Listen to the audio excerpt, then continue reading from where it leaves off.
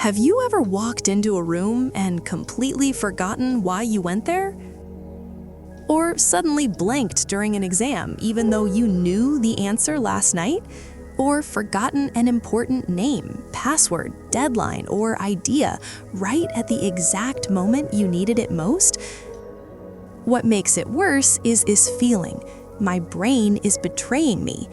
But the truth is far more interesting. Your brain isn't failing you.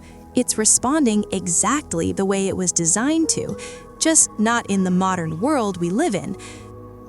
Today on EDUx Talks, we're uncovering why your memory disappears at the worst possible moment and how simple brain habits can help fix it. Let's start with something surprising. Forgetting isn't a memory problem. It's often a stress problem. When you're calm, your brain stores and retrieves information smoothly.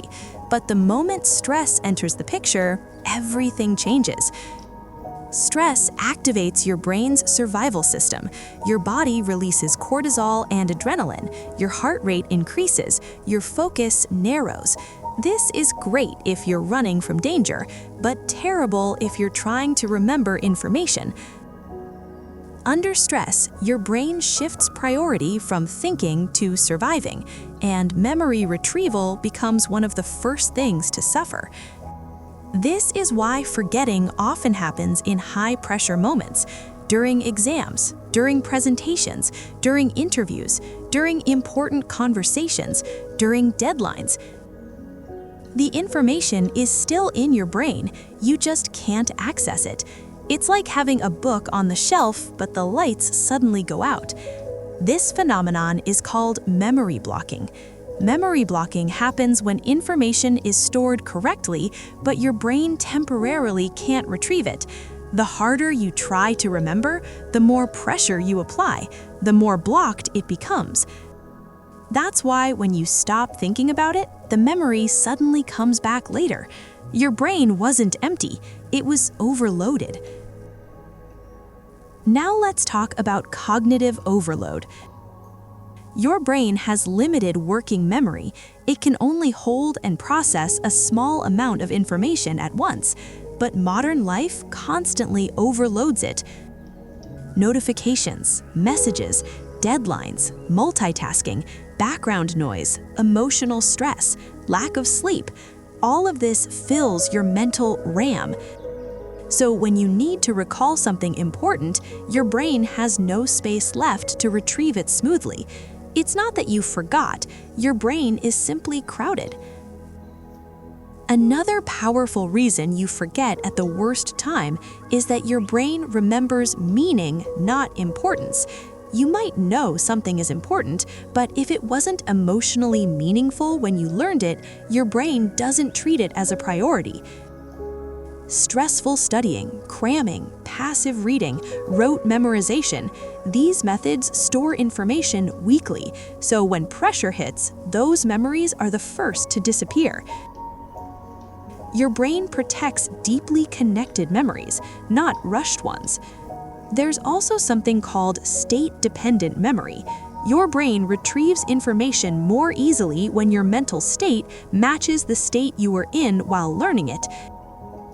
If you studied calmly but take the test anxiously, if you learned something relaxed but tried to recall it stressed, the mismatch makes retrieval harder. It's not that the memory failed, the context changed. Sleep also plays a massive role. When you're tired, your brain struggles to consolidate memories. Important information stays fragile instead of becoming stable. That's why lack of sleep causes more forgetting, slower recall, mental fog, difficulty concentrating. Sleep isn't rest, it's memory storage. Now here's the part that gives people hope. You can reduce memory failure with simple brain habits, not hacks, not tricks, not extreme routines, just habits that work with your brain instead of against it. First, reduce stress before recall. Deep breathing, slowing down, relaxing your body. Even 30 seconds of calm can reopen memory access. A calm brain remembers better than a panicked one. Second, break information into meaning. Instead of memorizing, ask, why does this matter? How does this connect to what I already know? Can I explain this in my own words? Meaning creates stronger memory paths. Third, avoid multitasking while learning. Your brain records information best when focused. One task, one goal, one moment. Distraction weakens memory storage. Fourth, sleep and spacing. Revisiting information over time and sleeping properly locks memories in place. Your brain needs repetition and rest. And finally, be kind to your brain. Forgetting doesn't mean you're unintelligent. It doesn't mean you're careless. It doesn't mean you're failing. It means your brain is under pressure, and pressure narrows memory, not intelligence. The next time you forget something important at the worst possible moment, don't panic. Pause, breathe, and relax. Because most of the time, your memory isn't gone. It's just waiting for your brain to feel safe enough to let it back in.